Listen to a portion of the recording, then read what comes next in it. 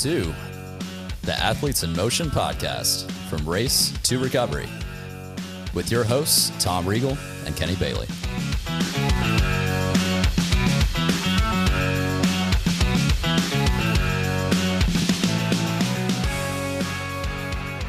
Hey, Tom, how are you? I'm fantastic, Kenny. How are you? I am fantastic because you have Elizabeth on. Elizabeth, welcome back. Hey. So for the folks that are tuning in, we are doing a triathlete's journey. Elizabeth is one of our three athletes that have been getting ready for her triathlon. She is the Ironman portion of that. So Elizabeth, welcome back. Thanks. I understand that you number two finished. Yeah, right. Yeah, check-in number 2. And you snuck out an Olympic out there. I did. Look at you. Hey, you got to do some work, right? Nice. Other than that, I mean, we need to talk about that definitely. But so since we last left our character, how it's training, what's going on, what's happening? Oh, Ironman training is. Hey, I have a pop up in front of me. Hold on. It's Tom's ads. I don't know what's going on there. I know. I told him not to do that. I was like, Tom, that's a little intrusive. But sorry, can't help myself. All right, got it. Anyway, Ironman training is definitely a roller coaster, which you guys know. And last time I talked to you guys, I had the knee thing going on. Yeah. Ends up, it is a torn meniscus. So, yay! That's the good news, bad news thing. Good news, it is a torn meniscus. It's not an overuse injury. So, well, there was that podcast. And beat the hell out of them. Yeah, I will. Just pain now. It's exactly. I mean, that's funny. According to the doctor, I can't hurt it anymore. Already torn. Yeah, it's already done. So we just keep plugging along. So what's the I'm sorry to hear that. And I know that I mean it's both good and bad, but so how is it a fairly there's different degrees, I think, of tears. Is it a light tear? And what are you reduced to doing? Yeah, I would say it must be a light tear because I can still do stuff. My physical therapist has done wonders for me. Thank goodness. Yeah, cool. I love her to death. Love our PTs. Yeah. So basically the doctor was like, well, we can do surgery, but we'd have to do it in July and then recovery time. Yeah, you're not doing Ironman, basically. Yeah. And I said, well, that's not going to work for me. So I'm going to muscle through the whole thing. So basically doing the Olympic was kind of, let's see how this goes type thing. Okay. I've been doing pretty much what we're going to be doing, I think, at this point is walking the marathon because running I'm not very efficient at running to begin with. So it's probably better to walk fast instead of trying to run. We know people that do that, by the way. So if you're out there and you're listening, like I can't run because my knees or something else, you can absolutely finish an Ironman walking. Yeah. So, yeah.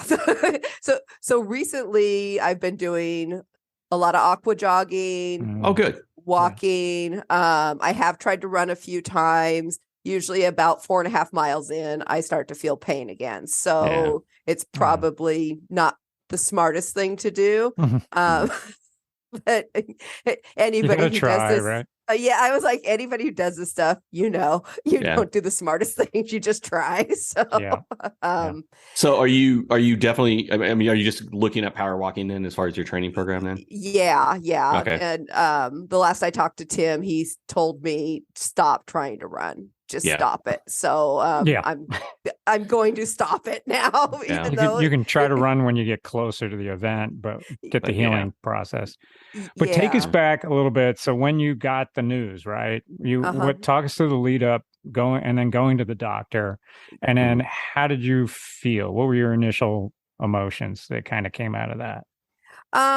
Well, since, nowadays they show you everything online before you ever go to the doctor, I was convinced it wasn't a torn meniscus. So when I got there and he said that, I was like, crud. So I don't think I was that upset. I just kind of took it all in to see what he had to say. He's not, I don't know. I'm not an athlete. I'm heavier and everything. So basically, you're an athlete. Stop it. Stop it. Okay, Stop it. sorry. You are an athlete. Yeah. Okay. I don't have an athletic build. And so, the doctor, he's not that supportive of the whole situation. So time for a new doctor. Yeah, I know. He actually did my other knee when I did my meniscus, and he did a great job. But so he's kind of an arrogant jerk, but whatever. Yeah. So surgeons. Yeah, exactly. So as I'm taking it all in, I'm just listening, and in my head, all I'm thinking is, can I just keep going? That's all I care about. And so I don't think I was really upset. I was kind of irritated more than anything. But then when I figured out that I basically said, hey, if I do this and keep going, am I going to make it worse? And he said, no. I said, then we're going. I've made that decision easy. Yeah. Because, to me, I don't want to damage myself for the rest of my life. Right. Yeah. So if I was going to damage myself for the rest of my life, I'm not going to do it. And probably part of the not fun part of it, where I did have the meniscus surgery on my right leg, that's got a lot of arthritis in it. So he's saying, oh, well, we're going to have to replace that knee. And I'm like, well, hey, then why would I do the other one if I had one? I don't know. Yeah. And coming back from, I tore my meniscus right before an Ironman, and it was a pretty bad one where I had to do surgery. And, he said we'll be back in 6 weeks, and it took 6 months, and there was arthritis in there and the whole 9 yards. It just takes time, right? My knee works just as fine now. It's just a matter of, to your point, I'm really glad. I just want to make sure everybody understands you're not just ignoring the doctor because you're bullheaded or whatever else. Right. You talked to him about, you considered options. He said, look, you can't damage it any further. I just want to make sure people understand you're not, I don't want to give this air of like, screw it, let's go anyway. Exactly. To your point, it's like, look, let's walk it. Let's be sensible about how we approach it rather than, guns blazing. You're not going to be trying to bust an 8-minute mile on a torn knee. So. Yeah, exactly. And once he said, you can't damage it anymore. The damage is done. That's basically opened it up. Because, before it was like, oh, crud, what did I do to it? How can I make it better? And pretty much when I do stuff, when it gets inflamed, that's when it's going to hurt. And, so with physical therapy, we're doing everything we can to help that not happen. So. Yeah. And I think part of what they do for physical therapy, and I'm no doctor, so please don't, but is to also help the supporting muscles around it, right? The idea is to strengthen the muscles around that knee so the knee isn't, doing that. So you can help sort of offload that if you will. So right. And it's actually kind of interesting because I saw a different physical therapist last week than my normal because she couldn't get me in.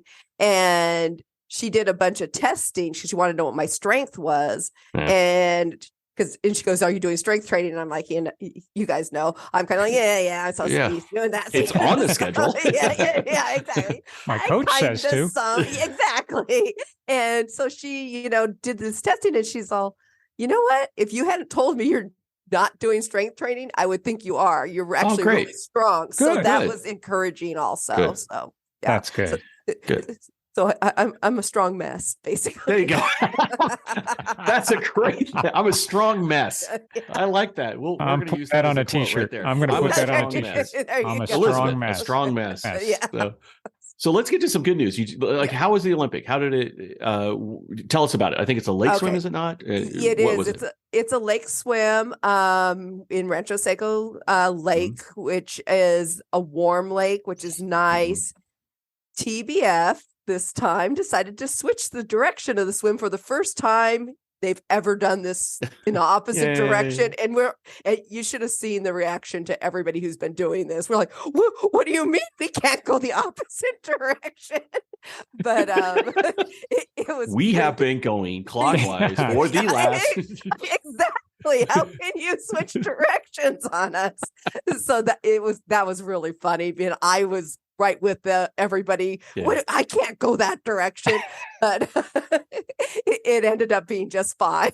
And the swim was really nice. I felt really good, which is good. And then got out of the water, felt great, and headed for the bike. We actually had a beautiful weather day too, which is really nice. Good.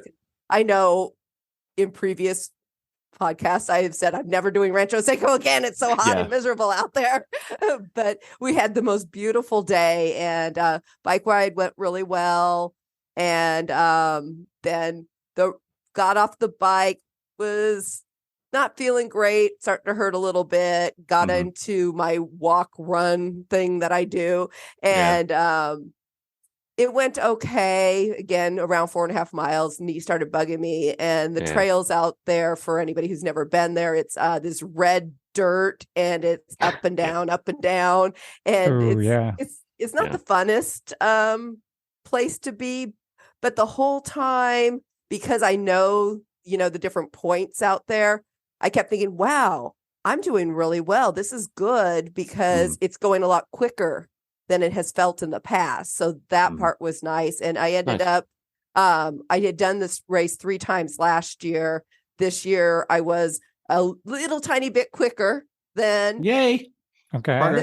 So that's all good. So good. It was all good. And I got a 3rd place plaque in my division, which is look at you. So Sarah got a 2nd place in her sprint. So look at you guys. You're just stacking awards. I mean, Jordan's gonna have to step up. I mean, Jordan's got nice. Hey Jordan, what are you doing? All right. A lot of pressure on Jordan. I'm telling you. So how does the training look between what's the next block now? Is it basically ramp, or how are you feeling? I know you're trying to figure out how to stuff sort of life and work and everything else into this thing. Yeah. Right? And fun thing, after doing the race, I get a major summer cold. Thank you very much. Oh my God. Right. So, that's why I'm talking roller coaster. This is a whole lot of fun, right? So last week I didn't train a whole lot. I was really disappointed because I was looking forward to my swims and everything. But when you can't breathe, you can't breathe. Yeah. So I'm a little behind on my training. I did get an aqua jog in last week. I did a long run and it was supposed to be a 5.5 hour bike ride, but it ended up being 3.5 because I had nothing left in me. I felt so bad. Yeah. So it's still 3.5. I mean, that's not trivial. So most people would be like, "What? You rode how long?" So, I mean, I know you have a plan. You have to try to do that, right? Because the ride's going to be much longer, but 3.5 is non-trivial. So right, it is kind of funny where your mindset is when you're thinking Ironman compared to something else, because you're like, I only did any other day you'd be like, I went out and rode 40 plus miles. So it's like but at this point, I mean, I'm really comfortable with my swim, and I'm not even worried about it. Hopefully we have the swim if the river is going to be swimmable, because we're still got tons of water coming down and it's still very dangerous out there. And with being going to be walking as fast as I can, which I've really got to get walking faster. But my main focus at this point is I got to get my bike faster, because I've got to get through the bike. I, and the more time I can save there, the more time I have at the run. Exactly. Yep. So, well, it's good that you've recognized that too, right? That you understand, okay, this is the focus that needs to be right now, which is, just miles under your seat, right? At this point. Yeah. Or on that seat. Yeah. That's miles fun on too. that seat. Yeah. So, and I had a good talk with Tim on Sunday night, and I said, I just need to get faster on my bike. And how am I supposed to do that? And he's basically like, well, if you're doing your training right, you're going to get faster. Right. But, so I really need to work on that speed work and that type of stuff to get faster. So, because I can go long. I know I can go long. I just can't go long very fast. So, So, okay. So mixed news, like you said. So, what we love about you, and I think what people hear about you, is you've got a great facade and you're just trying to laugh off pain, or you recognize, like, look, I can only control what I can control. This is what's in front of me. Like you said, look, I know it looks like running's not an option. It looks like I can't make it any worse. The swim's going well. You did do a better time on your Olympic, which is fantastic, right? So it's just a matter of now, getting that, like you said, get that bike and just kind of increase the miles. So, miles per hour. So you can, get a shot to be able to do that, to do the walk. Right. Yeah, exactly. And so I try to keep a good, positive attitude, but it doesn't mean that there are days that I'm just like, sure. I can't believe this. So like, what next? Come on. I know. Come on. So. So well, and I think that's part of both the beauty and the sort of the drama of Ironman. I think folks think that, when you look at it from the outside, you see the day and all the crazy stuff that's going to happen during the day, right? You said, we could get crazy weather, or you could get, like a weird, like your tire blew 3 times, or, some crazy story, right? Or, those kind of things on the day. But just leading up to it, there's never such thing as a straight line to get to this thing. There's always, bumps in the road. There's always places where you, like you said, you're excited to move in, and then all of a sudden, you're trying to lean in, and summer cold hits, and you're like, okay, all right. So you just sort of deal and move on. You deal and move on. You deal and move on. Right. That's sort of emblematic of life, I guess. Right. So, yeah. Well, that is true. I mean, it's very much life, life's going wonderful, and then something gets thrown your way, and you get to deal with it, and then go on to the next thing. Go on to the next one. Yeah. Very cool. All right. Well, we are excited for you. We're happy you got an Olympic done. I mean, you've done one more than I have, so congratulations. So. Come on, I did dude. part of one. What are you doing, dude? I'm saving it all up for the half. That's what I'm doing. So I'm gonna crush it all at once. Go drink beer. And then because you have what, less than about a month. A month. Yeah. See, there he went to the weeks. See how he went to the weeks? We're down to weeks. We're down to weeks. And what's scary is my bike's getting dropped off in, I think, 3 weeks, right? 4 weeks. 2 weeks. So is it 2 weeks? You said the So I have to get it transported from Tennessee to Oregon, and TriBike Transport picks it up like almost 3 weeks before the event. So that hit me like a sledgehammer yesterday. So do you have a spare bike? Mm-hmm. Okay. Sweetie. That's cute. Oh, how adorable. Yes. Okay, good. No, that's funny. According to my wife, she would not like to have that happen. But I got a couple lying around. I don't mean to sound obnoxious, but it was just like, I buy, You're like, one no. of I need a road guys. Bike. I need a tri bike. I need a gravel bike. I need a training bike. I mean, it's okay. Good. It's important. I can't imagine. Well, I'm like, 4 weeks. What does that mean? You're at the gym? Oh, God, no. Wouldn't that be awful? Get out on the road. Just to put them out on the road bike and have them hammer some miles out at that point. Nice. Okay. Yeah, and what's fun is, and I think for people that do that, is there's a because I do training rides as well on a stationary bike, but the feel of a road, the feel of having to dodge a pothole, dodge a car. Wind, chip seal, the cement truck coming by. I mean, it's just there's just nothing beats that sort of even little teeny rollers that you don't get on a it doesn't get replicated. So it's always, I know it's dangerous out there at times, but nothing's gonna replicate that kind of that preparedness, if you will. So right. Anyway. So, well, cool. I'm excited for you. And well, thank you. I'm bummed I'm not going to be in Oregon because I was like, man, I could have met him in person. So that would have been fun. I know, but Tim will be there, so we'll talk about you behind your back. Okay, perfect. We will tip one for you. So we will we'll tip a beer and we'll call it. Yeah. Sounds good. Cool. Well, thank you so much for sharing your story and coming on and being part of this. We're enjoying the journey. I know our listeners are as well. So we want to thank everybody for listening. All your comments, suggestions and things is great. Keep up with the comments, keep up with the 5 stars, thumbs up, all that stuff. And subscribe. I don't know where I'm going to put the subscribe button, but there is a subscribe button. Please subscribe, follow along. It's fantastic. So thank you again, Elizabeth. And until the next time, we'll catch you then. All right.